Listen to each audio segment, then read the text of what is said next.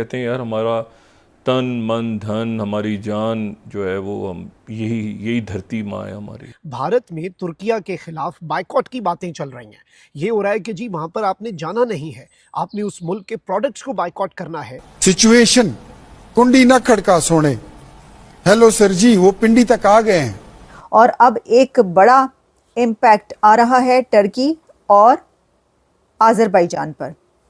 इसकी वजह यह है कि इंडियंस बॉयकॉट कर रहे हैं टर्की एंड आज़रबाईजान का। पाकिस्तान की मदद करने के लिए उनके मुंह पर ऐसा तमाचा मारा है कि उनकी हालत भीख मांगने वाली हो गई है।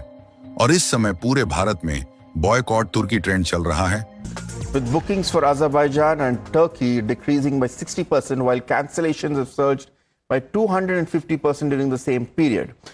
26 नवंबर को गोलियां चलाने वाले 7 मई को डर गए।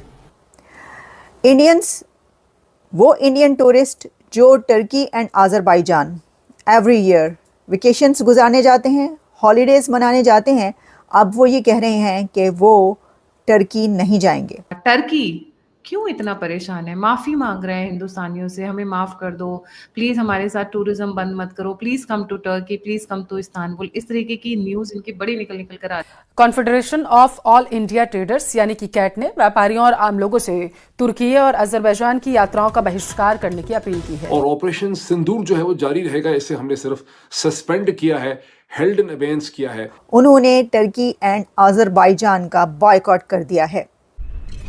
जय हिंद दोस्तों, very warm welcome to Hindustan special channel. Bharat और पाकिस्तान के बीच कई दिनों तक चले सैन्य संघर्ष के दौरान तुर्की को लेकर भी सोशल मीडिया पर काफी चर्चा रही, क्योंकि तुर्की ने खुलकर पाकिस्तान का साथ दिया। इसी वजह से सोशल मीडिया पर लोगों ने तुर्की से भारत आने वाले प्रोडक्ट्स के बहिष्कार को लेकर ट्रेंड चलाया। लोगों ने सोशल मीडिया पर भारत सरकार से भी अपील किया कि वह तुर्की के खिलाफ सख्त कार्रवाई करे। इसी बीच तुर्की से लेकर गाजियाबाद तक व्यापारियों ने तुर्की से आने वाले सामान के बहिष्कार का फैसला लिया है। Spice and dry fruits association समिति सदस्य और पूना मर्चेंट चैम्बर्स के निदेशक नवीन गोयल ने कहा, तुर्की ने पाकिस्तान का खुलकर समर्थन किया। यह हमारे देश के हित में नहीं है। हम इसका पूर्ण रूप से विरोध करते हैं। हम तुर्की से ड्राई फ्रूट्स आयात करते थे, अब हम इसका पूर्ण रूप से बहिष्कार करते हैं। हम आयातकों से भी अनुरोध करते हैं कि वह ऐसी कोई भी वस्तु आयात न करे। हम उपभोक्ताओं से अनुरोध करते हैं कि वह ऐसे कोई भी वस्तु ना खाएं। तो चलिए दोस्तों, आज की वीडियो की तरफ चलते हैं। Thank you so much. इस वक्त इंडिया और पाकिस्तान के बीच की जंग, वॉर, युद्ध के बाद के अभी तक के जो रिजल्ट्स हैं उसमें आफ्टर इफेक्ट्स भी नज़र आ रहे हैं। और अब एक बड़ा इम्पैक्ट आ रहा है टर्की और आज़रबाईजान पर।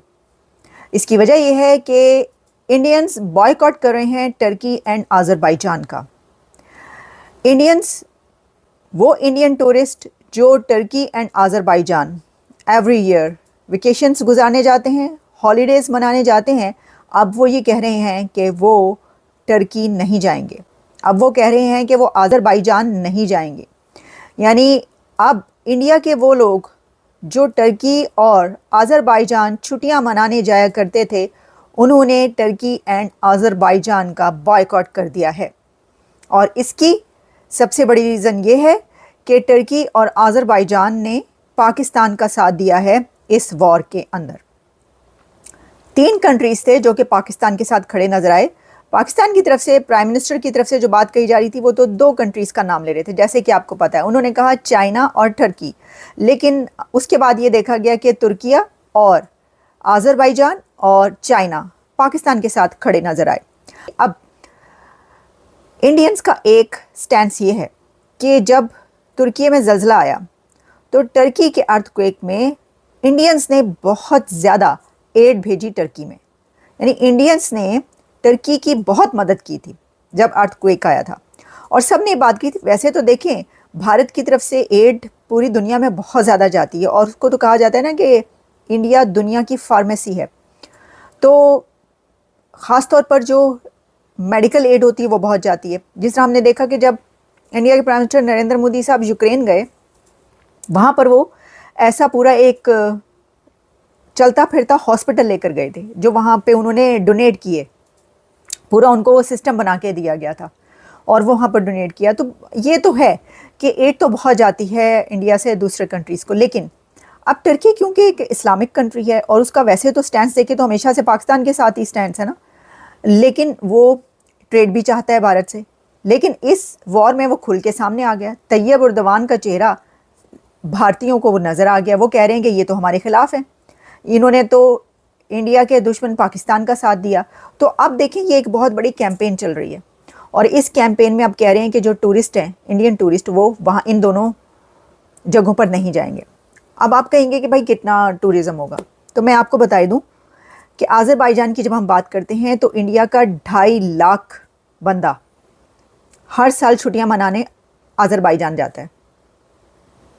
अब भारत दुनिया की सबसे बड़ी पॉपुलेशन, 1.5 अरब की पॉपुलेशन है भारत की, वहाँ से तो पूरी दुनिया में लोग जाते हैं छुट्टियां मनाने। पैसा भी उनके पास बहुत है और वो काम भी दबा के करते हैं बहुत सख्त, और फिर उसके बाद वो पार्टी भी हार्ड करते हैं। मतलब वैसे तो यहाँ पर भी यही है एक रूटीन और एक कामयाबी का राज कि आप वर्क हार्ड भी करें और पार्टी हार्ड भी करें। 5 डेज़ आप बहुत हार्ड वर्क करें और उसके बाद आप 2 दिन आपके पास छुट्टी है, आप घूमने फिरने जाएं, आप पार्टियां करें, आप अपने फैमिली के साथ, दोस्तों के साथ गुजारें। यही है दुनिया का चलन। लेकिन टर्की 3.5 लाख इंडियंस जाते थे, मैं इसलिए कह रही हूँ कि अब नहीं जाएंगे। 2024 में यानी पिछले साल 3.5 लाख भारतीय टर्की में छुट्टियां मनाने के लिए गए।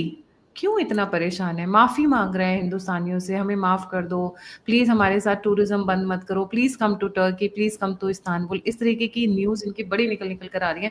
और मैं ऑफिशियल वो लेटर जो इन्होंने इशू किया हुआ है वो भी दिखाती हूँ। कहते हैं विनाश काले विपरीत बुद्धि, बट टर्की का और भारत का एक इतिहास रहा है और कहते हैं ना, a person who doesn't learn from history is bound to repeat it. तो इसलिए इससे आगे बढ़ने से पहले कि ये न्यूक्स का क्या मैटर है, मतलब न्यूक्लियर वेपन्स का क्या मैटर है और क्यों ये बीच में सारी डील गड़बड़ हो गई और कहाँ तक ये हिसाब जाने वाला है, क्योंकि जयशंकर जी तो छोड़ने वालों में नहीं है, डोवाल जी तो ऑलरेडी लग चुके हैं इनकी मट्टी पलीत करने में। अभिषेक, ये भारत और टर्की के बीच में रिलेशंस कैसे रहे हैं? विल स्टार्ट विद दैट जी। देखिए, टर्की जो है, एक बात हम इंडियंस को समझनी चाहिए कि टर्की हमारा ट्रेडिशनल दुश्मन है। Mahmud Ghazni, he was a Turkic invader. Mughal कौन है? मुगल शब्द it means Turkic plus Mongol. So उनको लगता है कि उन्होंने हम पर राज किया है काफी सालों तक। उसके बाद जो हुआ, टर्क्स की जो ऑटोमन जो एम्पायर थी उसको खत्म करने में, उसको बर्बाद करने में इंडियन आर्मी की बहुत बड़ी भूमिका रही। जो हाइफा है इजराइल में, उसको हमने आजाद कराया। जो बगदाद है, ये सारे जो एरियाज थे ये एक समय टर्की के कब्जे में होते थे ऑटोमन एम्पायर के, तो उनको हमने आजाद कराया है। यहाँ तक कि इस्तांबुल, कॉन्स्टेंटिनोपल पर जब खत्म हो गई, जब वर्ल्ड वॉर 1 के बाद, तो उस समय भी Indian army landed in Istanbul, जिसको कॉन्स्टेंटिनोपल कहते थे उस समय। एंड सो इंडियंस का बहुत बड़ा रोल रहा उनके एम्पायर को खत्म करने में।